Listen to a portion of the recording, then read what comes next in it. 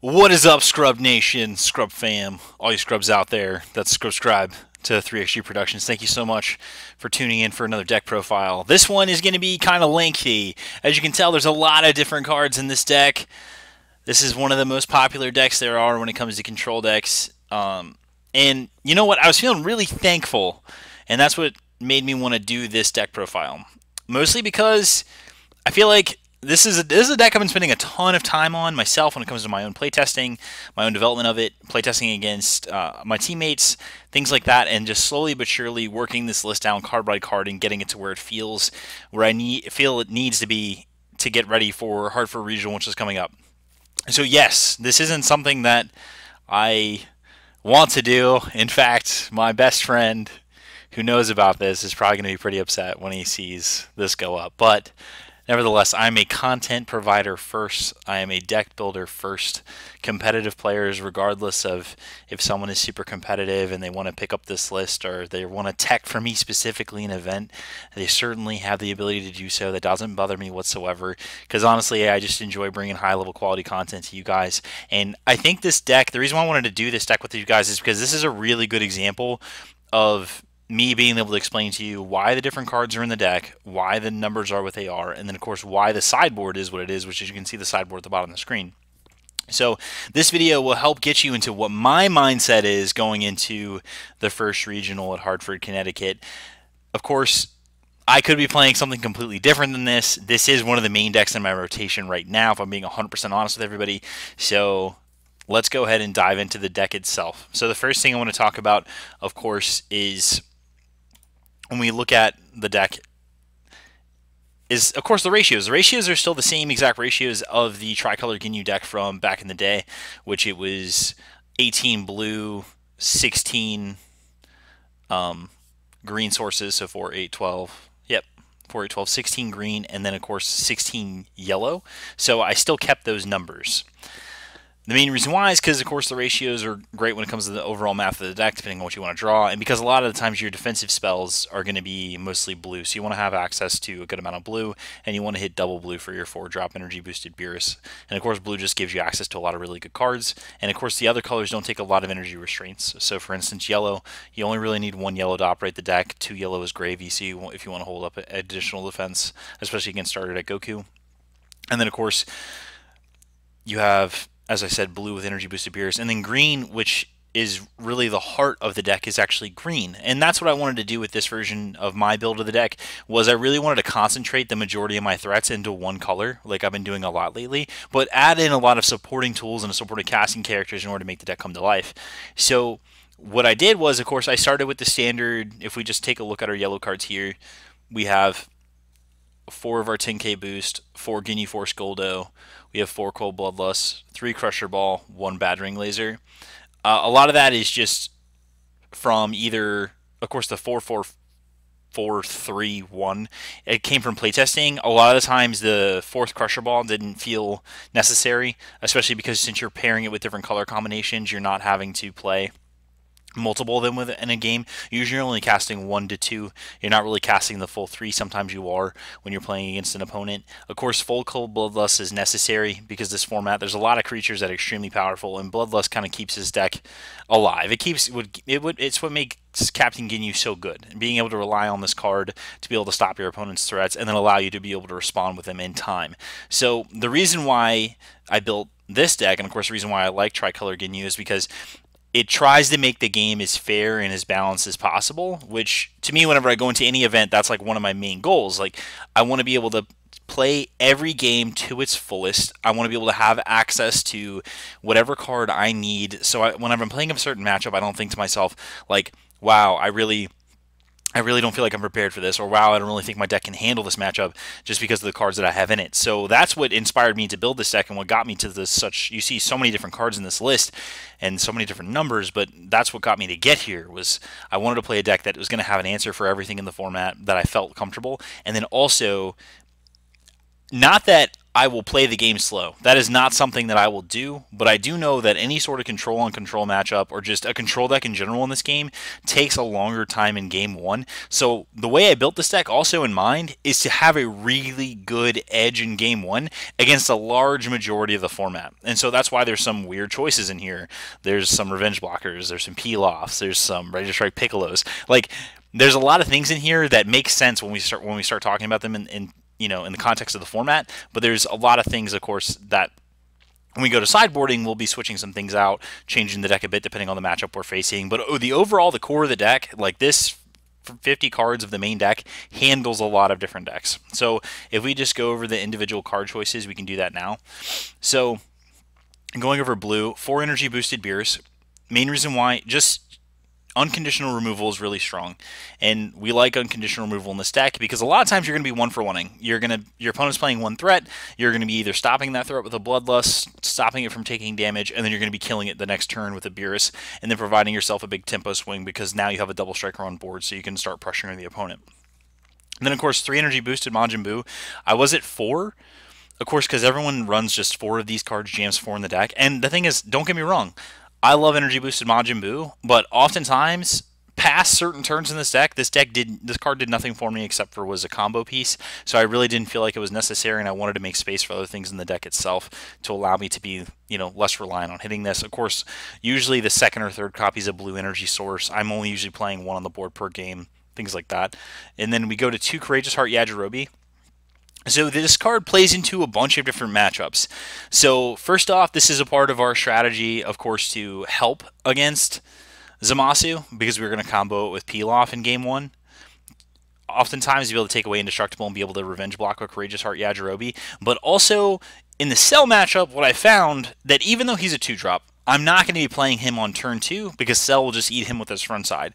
What I really like to do is I like to play these types of revenge blockers after Cell awakens, so he has to deal with them as opposed to dealing with my other threats on board, and it makes it really awkward if he wants to attack and can't deal with this blocker first. So Courageous Heart Yajirobe takes care of a few matchups. It can help with the Zamasu matchup, it can help in the Cell matchup, and of course it's great against aggro, because if I drop this on turn 2, turn 3, and my opponent wants to play a threat, if they want to swing into me, it's going to get killed by Courageous Heart Yajirobe. So this is almost like just a stopping point against those aggressive decks, because that's one thing that Captain Ginyu can have a hard time with, is if your opponent's starting to jam threat after threat on turns 1, 2, 3, and 4, and you don't have an answer to them, you can get run over pretty quickly and get yourself to the point where you're taking lethal damage no matter what your opponent sings with.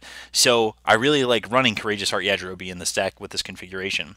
And then of course 2 Group Leader Peel-Off. I love Peel-Off. Peel-Off can negate a skill such as Indestructible.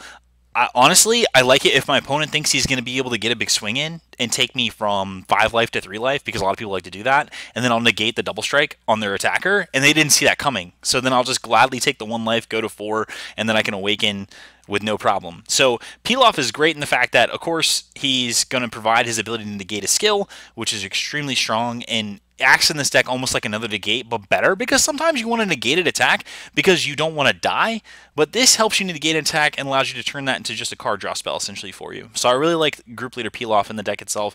I really like running 2 copies. Like I said, it's almost like a pseudo negate, and it does a lot of work for you, especially if you need to be able to make an attack lesser and then be able to kill it on the next turn. Group Leader Peel-Off is for that. And Group Leader Peel-Off is great because it's something you can play on your opponent's turn. And then if you need to play Kale for removal, which we often do, you can pop that Peel-Off, play your Kale, and then you can kill up to 5 energy worth of things. So Peel-Off does a few things in the deck. Of course, he helps keep us alive, as well as he combos with Kale really nicely. And then just in general, he just provides so much value. And he's a card that you can play on your opponent's turn, which I really like. So if we go into yellow, because I'll do green last.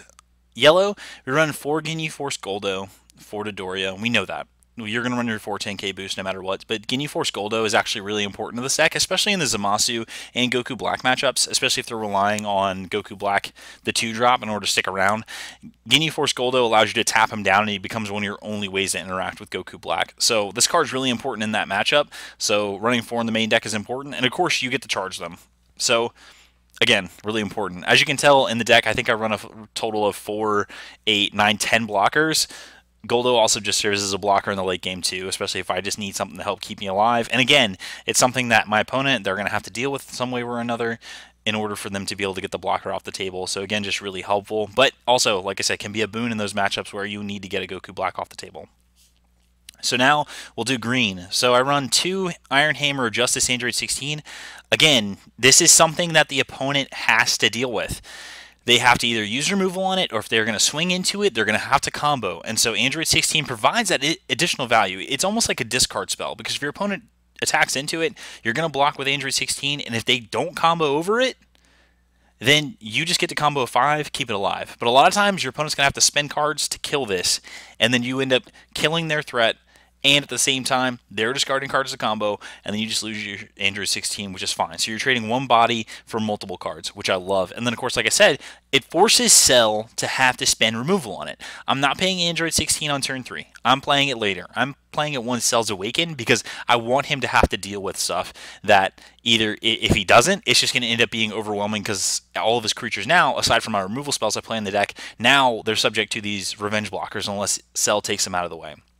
So Android 16 helps play into that, and then of course it's just his ability, like I stated before, if you KO one of your opponent's battle cards, he just readies himself. So it gives you incentive to combo on your turn. Next, I run 2 Ready to Strike Piccolos. This is a really good tech call, and I really like it in a small subset of decks.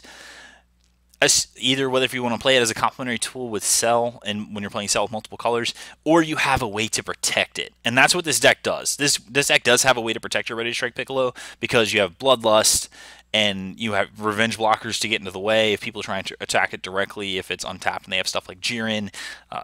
You have ways to protect it in this deck, so this is going to pick up value for you. I've had a lot of games where sometimes I'll stick this relatively early, and then the opponent's having to discard pretty quickly. And so if this is something that if your opponent's not paying attention and it sticks on the table and they can't take care of it, then again, they're having to discard down, which is huge for you, especially if you're playing the mirror, because in the mirror, it's really about who has the most cards, who has the most resources, and anything you can do to constrict your opponent's resources is huge. And so Ready to Strike Piccolo is something your opponent has to deal with when you play him. So huge fan of this card, especially in this deck, because he's protected. I can't stress that enough. If you can protect him, you should play him. Next, we have 2 of the promo Determined Super Saiyan Son Gohans. So I played 2 and 2 with this and Hidden Awakening Kale. Main reason is because I'm playing 4 Beerus as well, and 4 Beerus has unconditional removal, which is really strong. But I felt like playing 4 Gohan and cutting down my energy boosted Beerus was bad, because that double strike on Beerus is really relevant, especially because I need ways to close out the game once I've gotten to the point where my opponent is just playing 1 threat at a time and I'm killing it with something every turn. And Determined Son Super Saiyan Gohan is great because he has crit, so he's a 15k crit body with ability to kill something when it comes into play, but sometimes the double strike is just more relevant. But I do really like this card in the deck. This card is really strong. It's another source for removal. And of course, like I said, it's crit. So when it does attack, your opponent takes the damage. That's a card they're not drawing. So again, we're restricting our opponent's resources. Next, I couple that with 2 Hidden Awakening Kale.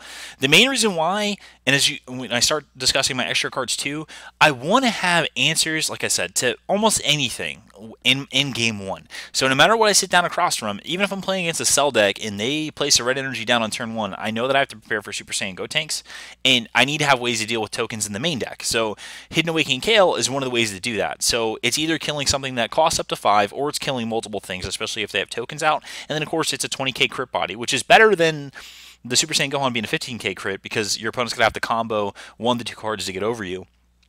So, and the auto, which when you swing and you have 5 or less cards, draw a card, that doesn't happen too often because, again, you usually has a really high hand size. But like I said, this is just me doing a 2-2 split with this and Determined Super Saiyan Son Gohan, is to give me additional answers to stuff that I see coming in the metagame itself. I've even said it that Super Saiyan 3 Gotenks is a format defining card. It's it's the second most powerful card that was probably released this set aside from Bobbity, and Hidden Awakening Kale gives us an answer in the main deck, which we really want. Next, I have 4 Super Saiyan Gotenks. This is still absolutely one of the best 5 drops in the game, because untapping 2, especially in a deck like this, is incredibly powerful. A lot of times your energy configuration is going to be 2 green, 2 blue, 2 yellow, especially when you get to turn 6. So anytime that you can tap, ready, and make sure you have blue and yellow available to protect yourself is really strong. And then, of course, you can play this on turn 5, not against the Ginyu. Like, if you're not playing against the Ginyu Mirror, you can play this on turn 5, and again, leave a blue and a yellow up to defend yourself and stop your opponent from playing anything that they, you know, or might play or getting a big attack in. So Super Saiyan Gotenks really plays into this deck strategy of needing to be controlling, but also stick threats. So once you start playing your Super Saiyan Gotenks, a lot of times is when this deck starts turning the corner and starts building up steam to close the game out with the last card that's in the deck, which you guys already see at the top of the green pile. So Super Saiyan Gotenks provides a ton of help to this deck. Of course, it's a 5-drop 25k. He's huge, so he has to be killed by removal. So again, card's amazing for the deck itself. Allows you to do exactly what you want to do, which again is be able to defend yourself, but also present threats, especially as we get to the middle and later parts of the game. Lastly, Piercing Super Saiyan 2 Son Gohan. This card is highly and vastly underrated. Not enough people play with this card. This card is a game ender if it resolves, which again, that's why I really like Ginyu itself, and I like playing it with yellow, is because you have the ability to force it to resolve. Of course, I'll go over it when I get to the extras. But this essentially means that once this hits the table, during that turn, whenever your opponent tries to combo with anything in the table or from their hand that costs 3 or less, all those cards just go to the drop area. They're not getting in the combo. It's all said and done from there. So a lot of the times your board state's going to have X number of Super Saiyan Gotenks. It's going to have a Beerus. It's going to have Super Saiyan Gohan, the Piercing Super Saiyan 2 Gohan. And then a lot of times I'll end up activating Double Strike on Ginyu. So my opponent will be down to 2 life, and then I'll just be able to have multiple Double Strike attackers that just close out the game because my opponent can't combo. So a lot of times when I play the 7-drop Gohan, that just forces the scoop right out. So once you play it, a lot of times, even in my testing, my playtesting partner will just be like, "Do you have it?" And I'll be like, "Yeah, I have it." And then it's over. The game is just done. So that's another thing that in set 1 this deck didn't have that it has in set 2, is just an instant checkmate at the end of the game to basically be able to close it out. Because that was one thing, is like when I tested the original build in set 2 format, I just felt like I was lacking something that could close a game out, and so I ended up putting in Piercing Super Saiyan 2 Son Gohan, and this was a recommendation by my playtesting partner Thomas Engel, and has been paying huge dividends so far. So again, there's a lot of things in this deck that is meant to tech for a lot of the decks in the format, and we'll go into more when we get into the extra cards, but there's also some additions that would help us be more powerful in our late game, and of course stay powerful in the mid game. And then we have, like I said, speed bumps here and there. We have speed bumps for aggro, we have speed bumps for cell, we have things that we have to make our opponent think about, and we have answers in a lot of the creatures that we play in the deck. And that was one thing that I wanted to get away from the original list, was I really wanted to cut down on the amount of extra cards I play. Like this deck plays 4, 7, 10, 11, 12, 13, 14. It plays 17, whereas the other lists were playing 19, 20, sometimes even more in the main deck. And I wanted to get away from that. I wanted to be able to provide some answers with creatures, and that's what I was able to do. And I also wanted to take the strategy from relying on multiple colors for defense to narrow it down to just 2 colors to defense. So we'll go into the extras now. So of course we have 4 Cold Bloodlust. This is the best counter spell in the game, because when your opponent plays anything, it's going to come into play, it's going to be stripped of all its abilities. So anything that they wanted to be able to get accomplished that turn, if they want to get removal, a lot of times this is just going to be taking that out of the way. So this card, a lot of people, like when I play this deck, I'm looking for certain things. When I'm playing against red, I know that the only thing I really care about bloodlusting is Bobbity and Super Saiyan 3 Gotenks. Those are the most important things for me to bloodlust. They're the threats that I care about. Everything else is either getting Crusher Balled or something just to stop it for the turn, and I'm going to kill or removal. Of course, if I'm playing against Cell and they are playing green, I'm really worried about the 7-drop Cell. That's the only thing I really need to make sure that they don't land, because if they do land it, then the game is pretty much over, because Ginyu relies on card advantage to win the game. So when you're playing this deck and you're playing Cold Bloodlust, like, write down a list of cards that you must bloodlust, and go from there. Don't be too willy-nilly with it. The only thing that I could say is, if you're playing against a ramp deck and they tap out for a Whis on turn 4, it is quite appetizing to play the Cold Bloodlust. If their hand size is relatively low, I could see doing it, but if it's not, and you feel like that they might be playing like something even stronger afterwards, so instance Energy Boost Beerus on the following turn and you only have 1 Bloodlust, then I wouldn't bother on the Whis. So just think of some things like that whenever you're playing this deck, and it'll really help you out. And like I said, you really only want to counter stuff that's public enemy number 1. So if it's Gotenks, if it's Bobbity, if it's Cell, if it's something later in the game that if you Cold Bloodlust is gonna punish your opponent drastically, then again, use it in that spot as well. 3 Crusher Ball, 4 was too much, 3 felt just right, could go down to 2, but I like having different answers besides negates. to be able to answer creatures that come to on the board, and I like being able to swing into creatures with my leader in order to be able to draw an extra card without having given my opponent a card, and Crusher Ball allows me to do that. So I run 3 Crusher Ball. And Crusher Balls, you have to run some number of it, especially in a format that includes the gods, because this is a really great answer to Zamasu, the 10-drop, is being able to Crusher Ball it. So that gives you an extra turn to do something with it. I know that you can't kill it outright with removal, but it gives you an extra turn to deal with it or draw answers so you can deal with it going forward. 3 Whist Coercion, because I play 3 Crusher Balls, because I play 4 Bloodlust, because I play 10 blockers, 4 of them being revenge blockers, Whist Coercions are a last-ditch effort for me. If I'm playing Whist Coercions, it means that I am on the ropes. It means that I don't have answers. It means that I'm trying to stay alive to find cards. So I only play 3 because 3 is all I need. And if I play the 4th, then what am I cutting? There's a lot of stuff in this deck that the deck needs or the deck wants, and so I play 3 Whist Coercions, but I also play 2 Peel-Offs, like I said, which accomplish something that's very similar to Coercion, sometimes even better. Because like when opponents swing in with Double Strike and I'm at 5 life, I don't really want to negate the entire attack. I just don't want to take 2 damage. So Peel-Off kind of helps fill in that gap. So Whist Coercion, of course, you play it because it's just a really strong negate. It allows you to defend yourself with 1 blue. So of course I like it. Next, Father Son Kamehameha. This card has overperformed. I don't like playing a ton of copies, though. I like playing 2. 1, I feel like, is not enough. 2 feels just right.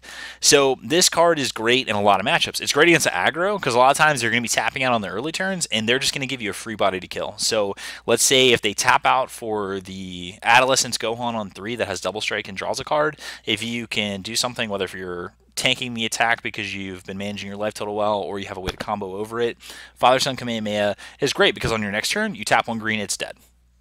It's also amazing against Union Force deck, like the Union Absorb decks, because if they go from 3 to 5 to 7, you Cold Bloodlust it, they don't get the value off of it, and then you Father Son it on the next turn, it's dead. They've lost every ounce they've poured into that card.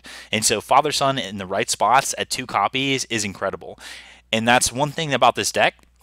I don't run full power energies. I don't want to run green defensive cards because I want to tap my green on my turn to play a threat. So whether if it's tapping 2 green, 2 blue for a Beerus, whether it's tapping 3 green, 2 something for Super Saiyan Gotenks, whether it's tapping 4 green, whether it's tapping 3 green, I want to tap green aggressively on my turns. So I don't want to have to leave it up or be worried about leaving it up. And Father Son Kamehameha is a great answer to, it's great removal, it's 1 cost, and can pick up huge value over the course of the game. Especially like even the Bobbity Black deck, which I know that they'll probably play a turn slower because they want to be able to, you know, get around Bloodlust, but let's say they don't, and they tap out for 6. They play their Goku Black, they take 2 life, they then play their Bobbity after that, you Bloodlust the Bobbity, and then you Father Son the Goku Black on your turn to get the Double Striker threat off the board. Like, that's insane. That's such great value. So 2 copies of this card feels really good, especially with all the different absorbs and Pataras and just people trying to play on curve because they're trying to play aggressive strategies. So I really like Father Son Kamehameha. Next, we have 2 Sensu Beans in the main deck. Again, this is a part of our package for tokens. We have 2 Sensu Beans, 2 Hidden Awakening Kales, and Sensu Bean in general can be great on the defense, it can be great on the offense. 2 in the main deck feels just right. I don't feel like I need any more in the main deck. I don't feel like I want any less because playing less than 2 Sensu Beans is just bad business. But Sensu Bean gives me that protection against tokens, whether it be for a turn before I can deal with them with a Hidden Awakening Kale. And that's the thing is about a lot of this deck, like the reason why there's a lot of 2-ofs, 1-ofs, like, is because all I need is just an extra turn. Like that, and that's all we're trying to do in this control deck. We just want to have enough answers every single turn to be able to draw an extra card when it comes to our turn, swing with Ginyu, draw an extra card, play a threat. And because once you start getting down to it, this deck just becomes the greatest hits of threats. And then like you're closing out the game really quick once you turn the corner and you've gotten your opponent down to when they're just trying to play 1 for 1. They're playing in something, you're killing it. So that's why a lot of this deck has a lot of 3-ofs, 2-ofs, 1-ofs, is because that's all we're trying to do. And Ginyu, what's great about him and why he makes this deck work, and it's not just Cold Bloodlust, but he just sees so many cards. Ginyu draws a ton of cards throughout the game, and so he's a suitable control leader because he's going to help you find your answers. And he's suitable for this deck because he finds me the answers that I need at any point in the game. Next, we have 2 Mothaba. This is our other negate. I love this negate in the main deck because it does everything I want it to do.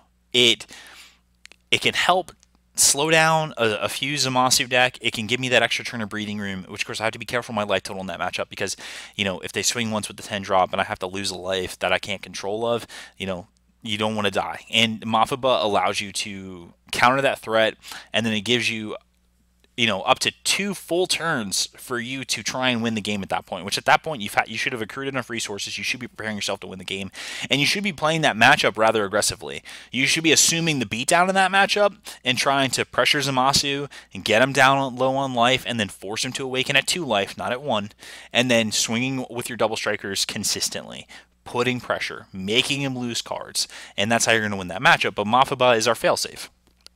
They swing, we Mafaba it, we're good. Or just in general, your opponent has a threat that you don't have an answer to. Again, this plays in our strategy. We're just talking about playing control deck.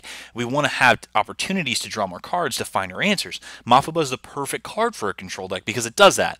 You're swinging with a giant threat. I'm going to Mafaba it. I now have 2 turns to find the cards I need to be able to kill it. So that's 2 draw steps. That's 2 Ginyu swings. That's anything else I can play that draws a card. So it's really strong. So Mafaba plays into that. Also helps against aggro. Negates are good. Mafaba's great. 1 bad ring laser. This is for a few things. This is for the mirror. And in the mirror, the strategy is very simple because both of you are going to be on the awakening plan. That is what both of you are doing. So what you need to do is you need to get your opponent down to 2 life, and you need to have a bad ring laser available to you, and you just need to stick one of these. That's it. That's your mirror plan in game 1. Stay alive long enough, make the game go long, get your opponent down to 2, have a bad ring laser in hand, windmill slam a 7-drop Gohan, and then have the bad ring laser to back it up. So we play 1 copy in the main deck.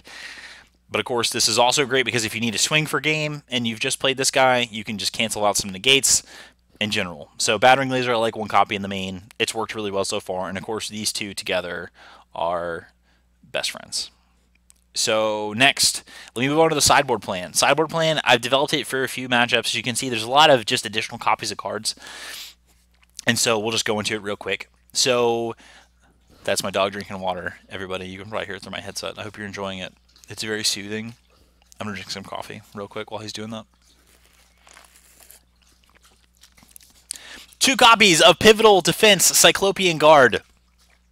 This is great in a lot of matchups where Goldo is not good. So a lot of times I will swap out 2 Goldo. I will put in 2 Cyclopean Defense Guards. So essentially you would just make your configuration like this in the yellow matchup. If you're playing the mirror. Because this is a blocker that, again, your opponent would have to spend removal on. Or if they attack into it, you can keep it alive. So I really like it. A lot of times, too, in matchups where you're bringing this in, you're also going to be swapping out 2 Father-Son Kamehamehas. And you're going to be putting in 2 King Vegeta surprise attacks because that pairs really well with this guy. So essentially, you're adding an additional revenge blocker to your deck by putting in 2 and 2, and you're cutting the Father-Son Kamehamehas in matchups that are irrelevant. So, for instance, if you're playing against the indestructible deck, you can swap the two Father-Son Kamehamehas out for 2 King Vegeta surprise attacks just because it's going to better suit you. It is reactive, which is fine, but we're not too concerned about that. So, in general, this card is really good. Pairs well with Cyclopean Guard, which is in our sideboard, of course. So then, from there, we also have a second battering laser. A lot of times, second battering laser is going to come in the mirror, and when that comes in, we're going to be taking out 1 Crusher Ball to put in the second battering. And then that's how we're going to play the mirror. Again, it's the same sort of strategy of playing the mirror of sticking a Gohan and having a battering. And we just need to increase the chances of having both those cards in our hand at the same time so we can better stave off the opponent's, you know, what they're trying to do to win the game. And, of course, stave off just their cold bloodlust because all we're trying to do is resolve this guy. And if you can play 2 battering lasers in 1 game to be able to stick like a Super Saiyan Gotenks or stick a piece for removal, that's just gravy. So we side in the second battering laser in those games. Next, sideboarding, we have 2 fully trained Super Saiyan Son Gohan. So if we were going to play this matchup, what we'd want to do is if we're playing, again, this is probably more so for the mirror than anything else, and if we want to get more aggressive, we'll probably end up siding out Hidden Awakening Kales and matchups that don't require tokens, and we're going to end up putting in 2 fully trained Super Saiyan Son Gohans. So that does a few things for us. So what that's going to do is that's going to allow us to basically, at this point, We have more sources for this guy to evolve off of, which is kind of a cool bonus. But really, we just want that double strike ability. We want that extra attacker. We want more aggressiveness. And then we also want to be able to, of course, board in our third ready to strike Piccolo. And a lot of times in those matchups, instead of siding in 2 of these, you can actually make your deck more creature heavy and then just side in these 2 and then make one more cut for the third ready to strike Piccolo. So a lot of times that could be an Android 16 or something for that effect. But you really just want to get those 3 in, so of course you're getting the value off of it. So you're getting a double striker who's putting another body on the table, and then of course once you get ready to strike Piccolo down, that's just something else that your opponent has to kill. So I also like it in the Cell matchup, since Cell isn't relying on tokens, being able to board this in as well. We're just putting more threats on the table that the opponent has to deal with. So that's the overall goal. When we get into the God-based matchups, we're going to be making space for another Iron Hammer of Justice, because we want more revenge blockers in the deck. So we're going to be putting the third Iron Hammer Justice Android 16 in the deck. And of course, it's also great against Cell. Anytime you can load up on stuff that Cell has to kill, the better off you are. And so that could also help us change our color configuration too. So for instance, like you can drop a peel off. You can put in your third Courageous Shout Hurt Yajirobe. And having 1 peel off in the main deck isn't bad. Like, this card is, like I said, it acts as almost like a negate. But oftentimes, you're going to be taking out the second peel off. You're going to be putting in your fourth Weak Coercion, because the peel-off isn't really going to be something that provides a ton of value to you. So your configuration starts to change, but we're trying to keep our ratios as clean as possible. So we still want to be able to keep the 18 blue, 16 green, 16 yellow, so we're trying to keep those colors as close as possible. And then, of course, if we are in the token matchup, both peel-offs come out, 2 Senzu Beans come in. And then, of course, we're in the token matchup, we'll keep our Kales. And so a lot of our board looks the same. Of course, we can keep the 2 Cyclopean Guards if we feel like the 2 Ginyu Force Goldos aren't relevant, because that can end up being incredibly helpful for us. But in general, you're getting a lot of mileage out of a lot of the cards in your sideboard, and you're mostly only going to be trying to tech for a few different matchups. Because, like I said, the main deck takes care of a lot of the things you're worried about. So, in general, this is the deck itself. Basic rundown of the sideboard itself, nothing too crazy, because like I said, the sideboard is not something that you... Honestly, this deck can handle a lot of different things in Game 1. The sideboard is just to add in those additional things when we go to Games 2 and Games 3. So for instance, let me just do another quick rundown real quick. If we're playing against Zamasu or the God-based decks, we're going to want to keep our peel-offs, potentially go up to a third peel-off. Cut a boo. We're going to want to play a third Yajirobe. Cut a boo. Cut the fourth boo, and then add in another Mafaba against the gods. So against the god configuration will look kind of like that, and then of course we can end up dropping 1 Kale for the third Android 16 against the gods. So you have that configuration, and then of course if we look at the Cell matchup, we're really just trying to get threats into the deck, as we discussed before. So if we're trying to get threats into the deck, what we might do is we're going to do stuff like take out the additional removal pieces, so take out the, things like that, and then be able to stock up on stuff that the opponent's going to have to kill. So stocking up on the ready to strikes, or stacking up on the Iron Hammer Android 16s, but still only keeping the 2 Father Sons in the main deck itself, because you don't really need to play more than that. A lot of times it's going to be a bad call for you. But other than that, the sideboard is pretty basic, pretty simple, nothing too crazy. But I do like all the choices in the sideboard so far. In testing, they've all paid off really well, especially just in the Ginyu mirror, putting in the Cyclopean Guards, putting in the King Vegeta surprise attacks instead of the Father Sons, and putting in that second battering laser to force the 7-drop Gohan through. And then, of course, in the token matchups, putting in more Senzu Beans and those things, all the sorts. So, otherwise, hope this wasn't too lengthy. Hope you're not too confused. If you have any questions, you can go ahead and shoot them to me. Do not mind. I love answering questions. I love talking about the game itself. I love talking about the format. But this has been 33 plus minutes, and I thank you guys so much for subscribing. If you guys, like I said, have any feedback, suggestions, I'm working on, like I said, the background that's coming eventually. I have to be able to afford it first. Otherwise, though, I have upped my production quality thanks to baby girl Thomas Engel. He donated the use of a nicer computer to hopefully make sure that the video quality when I upload can get uploaded faster, because right now I'm kind of stuck on 720 due to my old computer being doo-doo. But Otherwise, thanks for stopping by. Thanks for watching the channel. And I hope this video helped you get good, you bunch of scrubs, because this is all about me teaching you and all about you teaching me Pokemon. Okay, bye!